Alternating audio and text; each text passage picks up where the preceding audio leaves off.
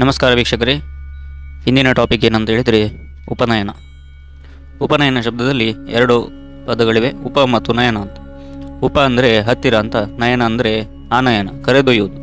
ಹೀಗೆ ಉಪನಯನ ಶಬ್ದದಲ್ಲಿ ಬ್ರಹ್ಮಜ್ಞಾನಕ್ಕಾಗಿ ಗುರುಗಳ ಬಳಿಗೆ ಕರೆದೊಯ್ಯುವುದು ಅಂತ.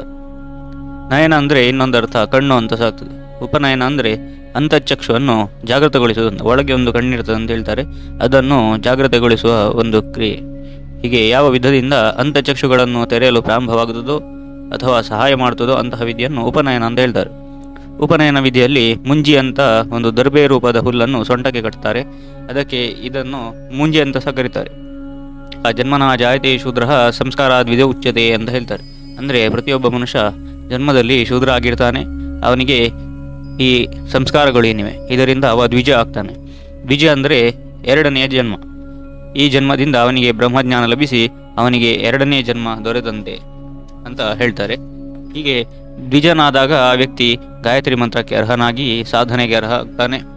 ಉಪನಯನ ಸಂಸ್ಕಾರದಿಂದ ಅವನಿಗೆ ಯಜ್ಞೋಪವೀತ ಅಂತ ಧಾರಣೆ ಮಾಡ್ತಾರೆ.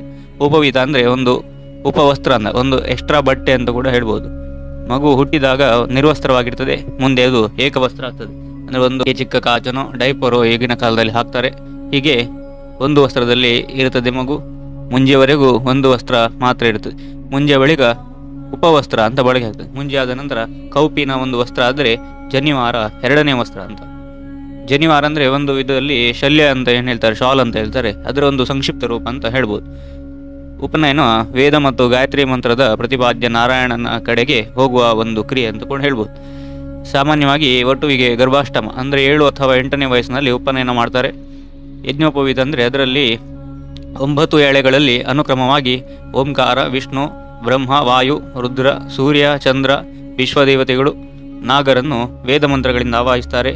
3 ದಾರಗಳಲ್ಲಿ ಋಗ್ವೇದ, ಯಜುರ್ವೇದ, ಸಾಮವೇದ ಅಂತ ಬ್ರಹ್ಮಗಂಟಿನಲ್ಲಿ ಅಥರ್ವವೇದ ಆವಾಹನೆ ಮಾಡಿ ಜೀವನ ಪರ್ಯಂತ ಮಂತ್ರಪೂರ್ವಕವಾಗಿ ಧರಿಸುವ ಈ ಕ್ರಿಯೆ ಏನಿದೆ ಇದಕ್ಕೆ ಯಜ್ಞೋಪವೀತ ಧಾರಣೆ ಅಂತ ಹೇಳ್ತಾರೆ. ಇದನ್ನು ಮೊದಲ ಬಾರಿಗೆ ಧರಿಸುವ ಕ್ರಿಯೆಗೆ ಉಪನಯನ ಅಂತ ಹೇಳ್ತಾರೆ. ತನ್ನ ವಂಶ ಪಾರಂಪರ್ಯವಾಗಿ ಬಂದ ಈ ಗಾಯತ್ರಿ ಮಂತ್ರವನ್ನು ಉಪದೇಶಿಸುವ ಮೊದಲ ಅಧಿಕಾರ ಯಾವುದೇ ಸನ್ಯಾಸಿ ಆಗಲಿ, ಸ್ವಾಮೀಜಿ ಆಗಲಿ, ಪುರೋಹಿತರಿಗಾಗಲಿ ಇಲ್ಲ. ಮೊದಲು ಜನ್ಮ ಕೊಟ್ಟ ತಂದೆಯೇ ಆಗಬೇಕಂತ ಇದೆ. ಯಾರೂ ಹಾಕ್ಲಿಕ್ಕೆ ಆಗೋದಿಲ್ಲ, ಯಾರಪ್ಪನೂ ಹಾಕ್ಲಿಕ್ಕೆ ಆಗೋದಿಲ್ಲ, ನಮ್ಮಪ್ಪ ಮಾತ್ರ ಆಗಬೇಕು. ಹೀಗೆ ತಂದೆ ದಡ್ಡ ಇರಲಿ, ಅನಾಚಾರಿ ಆಗಿರಲಿ, ನನಗೆ ಏನು ಗೊತ್ತಿಲ್ಲದೆ ಇರಲಿ, ಆದರೆ ಅದು ರೈಟ್ ಆ ತಂದೆಗೆ ಮಾತ್ರ ಇರೋದು.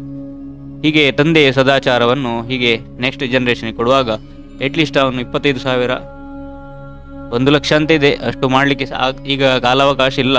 25,000 ಕನಿಷ್ಠ ಆದರೂ 1,000 ಆದರೂ ಮಾಡಿ ಅಂತ ಹೇಳ್ತಾರೆ. ಅಂದರೆ ಮಗನಿಗೆ ಉಪದೇಶಿಸುವ ಮೊದಲು ನಾವು 1,000 ಆದರೂ ಮಾಡಿ, ಈಗಿನ ಕಾಲದಲ್ಲಿ ಅದು ಸ್ವಲ್ಪ ಕಷ್ಟ, ಅದರಿಂದ 108 ಆದರೂ ಮಾಡಬೇಕು ಮೊದಲು. ಹೀಗೆ ಗಾಯತ್ರಿ ಮಂತ್ರ ಪ್ರತಿಭೆಯನ್ನು ಉದಿಸುವ ಮೇಧಾಶಕ್ತಿಯನ್ನು ವೃದ್ಧಿಸ್ತದೆ. ನೋಡಿ, ತಂದೆ ತಾಯಿಗಳು ಕೇವಲ ಮಕ್ಕಳನ್ನು ಹೊಡೆದರೆ ಅವರ ಜವಾಬ್ದಾರಿ ಮುಗಿದಿಲ್ಲ. ಮಕ್ಕಳಿಗೆ ಸಕಾಲದಲ್ಲಿ ಅಂದರೆ 7-8ನೇ ವರ್ಷ ಪ್ರಾಯದಲ್ಲಿ ಉಪನಯನ ಸಂಸ್ಕಾರ ನೆರವೇರಿಸಬೇಕು. ನಂತರ ಮಕ್ಕಳ ವಂಶದ ಉತ್ತಮ ವಿಚಾರಗಳಿಗೆ, ಸದಾಚಾರಕ್ಕೆ ನಿಜವಾದ ವಾರಸರನ್ನಾಗಿ ಮಾಡಬೇಕು. ಕೇವಲ ಹಣ ಆಸ್ತಿ ನೀಡಿದರೆ ಅವರಿಗೆ ಸಾಕಾಗುವುದಿಲ್ಲ, ಉತ್ತಮ ಸಂಸ್ಕಾರ ಕೂಡ ನೀಡಬೇಕು. ತಮ್ಮ ಮಗುವನ್ನು ವೇದಾಧ್ಯಯನಕ್ಕೆ ಗುರುಗಳ ಬಳಿಗೆ ಕಳಿಸುವ ಮೊದಲು ಸೂರ್ಯನಾರಾಯಣನಿಗೆ ಹಾಗೂ ಬ್ರಹ್ಮದೇವರಿಗೆ ತಮ್ಮ ಮಗುವನ್ನು ಶಿಷ್ಯನಾಗಿ ಅರ್ಪಿಸುತ್ತೇವೆ ಎಂದು ಪ್ರತಿಜ್ಞೆ ಮಾಡಿ ಆ ವಟುವಿನ ರಕ್ಷಣೆಯ ಜವಾಬ್ದಾರಿಯನ್ನು ಅವರಿಗೆ ವಹಿಸಿಕೊಡುವುದು. ಹೀಗೆ ವಟುವಿಗೆ ಉತ್ತಮ ಆರೋಗ್ಯ, ಮೇಧಾಶಕ್ತಿ ಲಭಿಸುತ್ತದೆ ಎಂಬುದಕ್ಕಾಗಿ ಉಪನಯನ ಸಂಸ್ಕಾರವನ್ನು ಒಂದು ಮುಖ್ಯ ಅಂಗ ಅಂತ ಹೇಳ್ತಾರೆ. ಹೀಗೆ ಬಾಲ್ಯದಿಂದಲೇ ವೇದಾಧ್ಯಯನ ಒಳ್ಳೆಯ ಸಂಸ್ಕಾರ ಮಕ್ಕಳಿಗೆ ತಿಳಿಸಿದರೆ ಅದೇ ದಾರಿಯಲ್ಲಿ ಅವರು ಜೀವನ ಪರ್ಯಂತ ನಡೀತಾರೆ ಅಂತ ಒಂದು ನಂಬಿಕೆ. ಆದ್ದರಿಂದ ಮಕ್ಕಳಿಗೆ ಸಕಾಲದಲ್ಲಿ ಉಪನಯನ ಸಂಸ್ಕಾರ ಮಾಡಿ, ಇಲ್ಲದಿದ್ದರೆ ಅವರಿಗೆ ಶ್ರೇಯಸ್ಸಿಗೆ ನೀವು ಅಡ್ಡಿ ಮಾಡಿದಂತೆ ಆಗ್ತದೆ. 6ನೇ ವರ್ಷಕ್ಕೆ ಹೇಗೆ ನಾವು ಫಸ್ಟ್ ಸ್ಟ್ಯಾಂಡರ್ಡ್ ಈಗ ಬೇಬಿ ಸೆಟ್ಟಿಂಗ್ ಎಲ್ಲ 3ನೇ 4ನೇ ವರ್ಷದಲ್ಲಿ ಆಗ್ತಾರೆ, ಹಾಗೆ 8ನೇ ವಯಸ್ಸಿಗೆ 7.5 ವಯಸ್ಸಿಗೆ ನಾವು